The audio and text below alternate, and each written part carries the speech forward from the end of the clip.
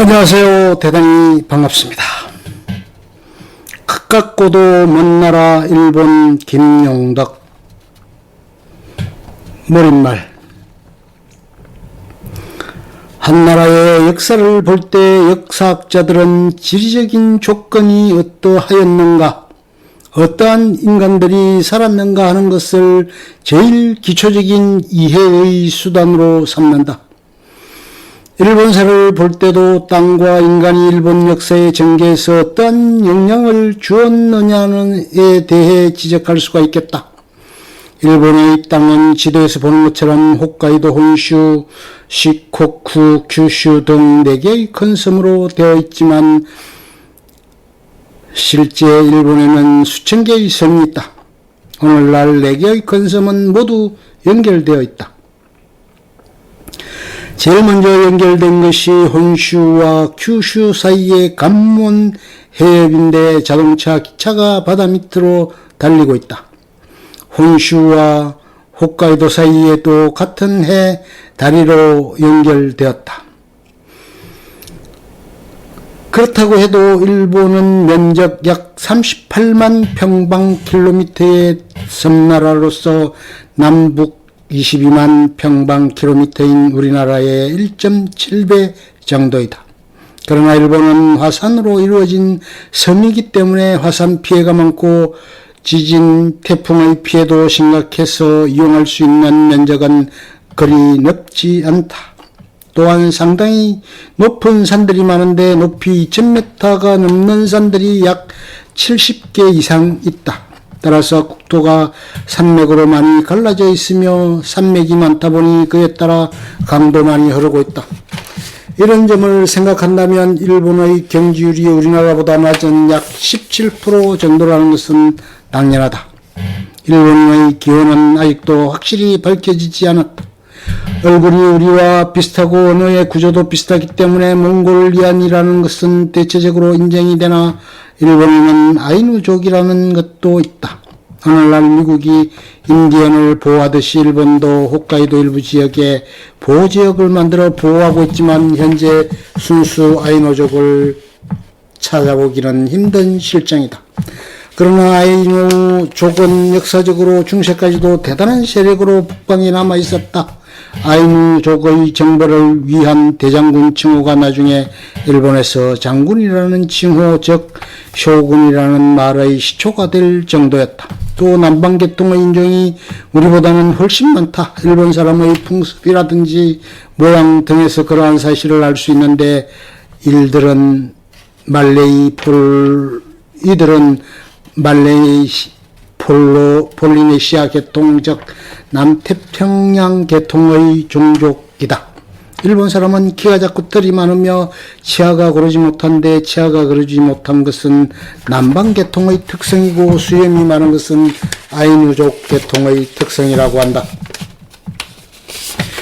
문화적, 의식적 측면에서 일본 민족이 형성되는 것은 대개 5세기 이후로서 이 시대가 고분시대 후기에 한다. 이 시대에는 큰 문덤이 많이 축조되었으며 통일 권력이 형성되고 있었다. 그러나 통일 왕조가 나타나는 것은 그보다 100여 년이 훨씬 지난 뒤의 일이다.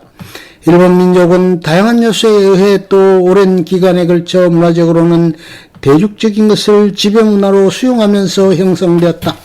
오늘날 일본 인구는 1억 2천만이 넘는다.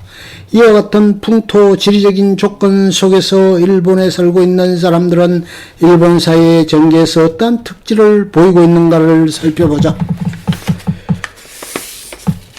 풍토적 배경과 특질.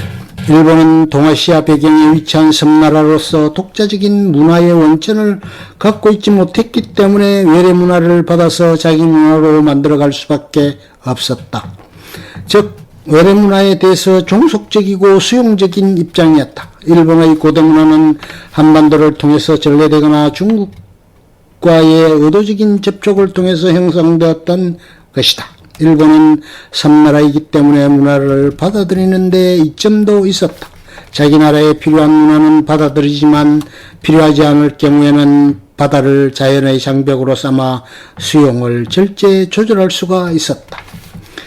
고대 국가의 형성 과정을 보면 일본인들이 국가 경영에 요구되는 기본 지식을 받아들여 충분해졌다고 생각될 때 소화를 해내는 동안 이 지리적 장벽을 이용하였음을 알 수 있다. 중국이나 한국 같은 선진 외국이 바다 멀리 떨어져 있는 일본을 개명시키겠다는 의도가 없을 경우에는 일본은 자기들이 필요에 따라 직접 와서 배울 수밖에 없었다. 예를 들어 수나라나 당나라를 모방하기 위해서 일본은 견수사나 견당사라 같은 대규모 사절단을 보냈던 것이다.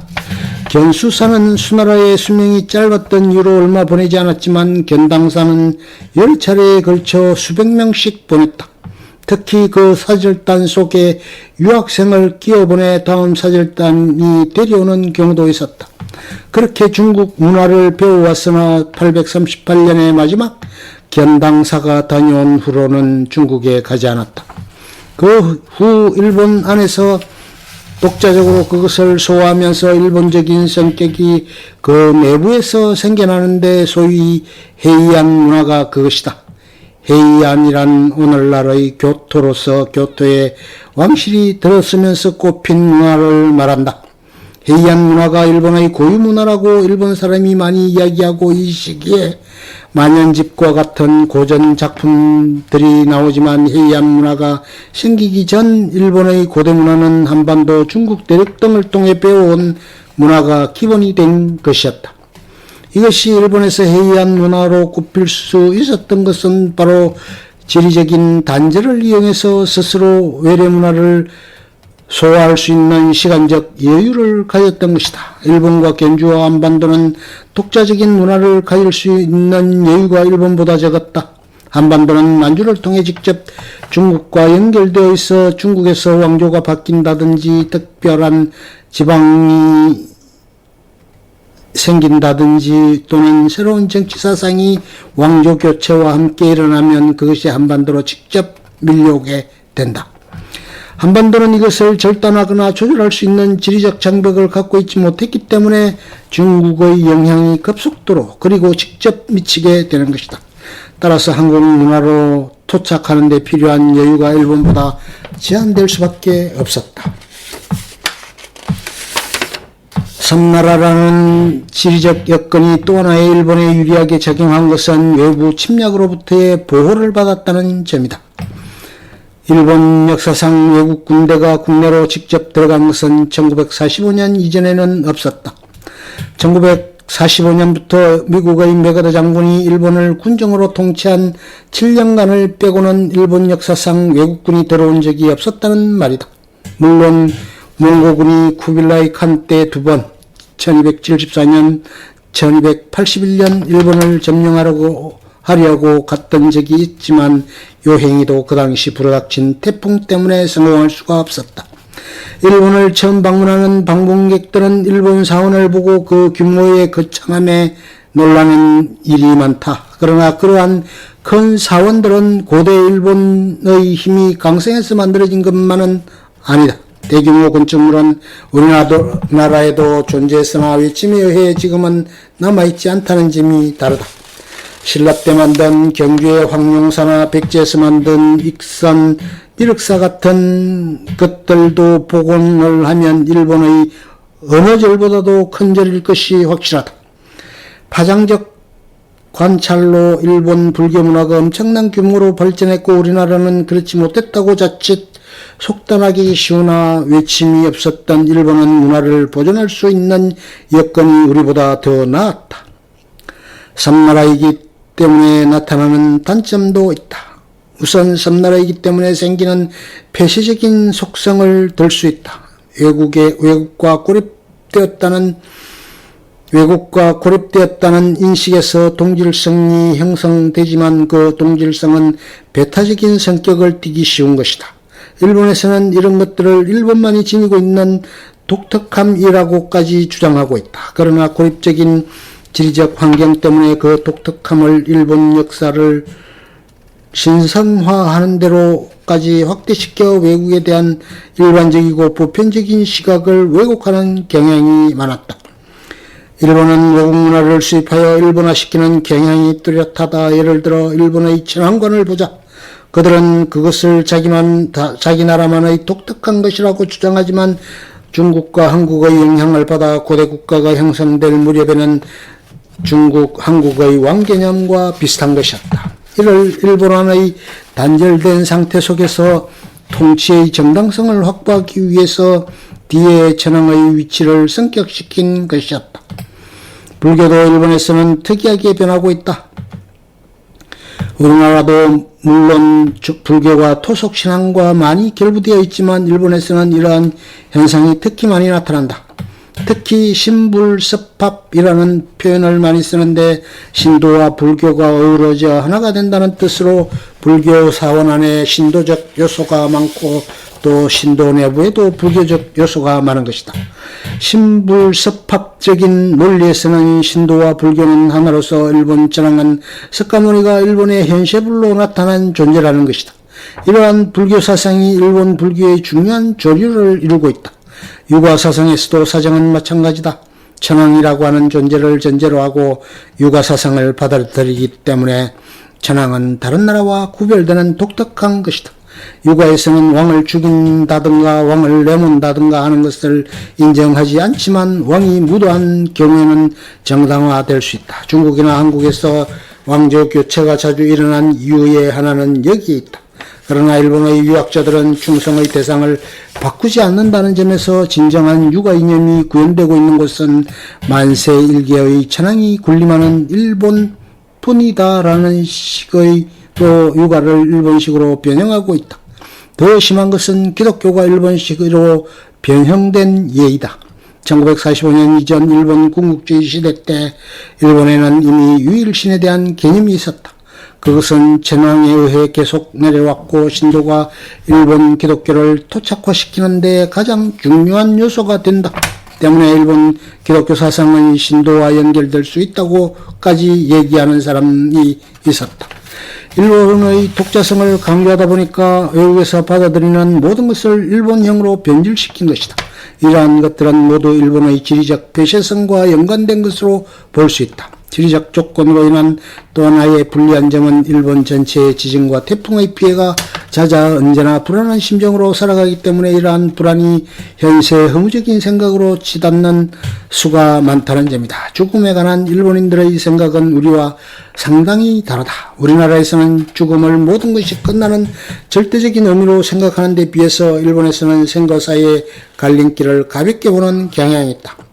그래서 자살까지도 미화시키는 경우가 있다. 불안한 자연환경에 대해서는 그들 나름대로의 대응 방식도 가지고 있다. 예를 들어 그들은 석조 건축물은 별로 짓지 않는다. 물론 큰 빌딩은 예외겠지만 일반 주택은 아직도 목조를 중심으로 한다. 목조가 건축기술상 지진 피해를 최소한으로 줄일 수 있다는 까닭에서다. 에세이다. 자연환경에 대한 그들 나름의 대응이라 하겠다. 한편 일본 사람은 끊임없이 저축을 하는 데에는 자본 축적을 위해 위로부터 강요된 것이 아니고 역사적으로 쌓아두어야만 하는 관습에서 나온 것이다. 늘 도사리고 있는 불안함을 달래려는 데서 나왔다고 볼 수도 있다. 불안에 따른 광박관념이 저축 성향을 낳았다는 해석이 가능하다. 이러한 불안은 종교적인 깊은 명상이나 수행보다는 현세적인 복을 기원하는 민간신앙으로 발전시켰다. 신도라고 하는 것을 일반적인 고등종교의 범주에 넣을 수는 없는 일이다. 이런 면에서 일본인들에게는 현세 긍정적이고 쾌락적인 특징이 나타나기도 한다. 또한 일본에는 높은 산과 그에 따른 강이 있어 뚜렷하게 지역이 구분되기 때문에 지역에 따라 사회 조직과 풍습의 특성이 뚜렷하다. 예를 들어 고대 국가가 확립된 뒤 군이라는 것은 많은 경우 나라가 아니고 풍습이 다른 지방을 일컫는다. 독국가화 시대에 이르면 정치적인 편의를 쫓아 전국이 260여 개의 번으로 나누어지는데 연합체의 성격을 띤 중앙정부가 있어서 중앙정부는 여러 번의 조정자 역할을 하였다. 메이지 시대까지 획일적인 중앙집권제는 자리잡지 않았던 것이다. 물론 무라하치 막부나 독국가와 막부의 중앙집권적 성격이 없진 않았지만 전체 번의 연합체 조정자 관할자와 같은 것이었다. 지역사회는 중앙의 공권력에 의해서 완전하게 통합되기는 어려웠다. 일본 역사에서 봉건 분할 체제의 요인은 지리적인 조건과 특성에서 찾아볼 수도 있다. 끝.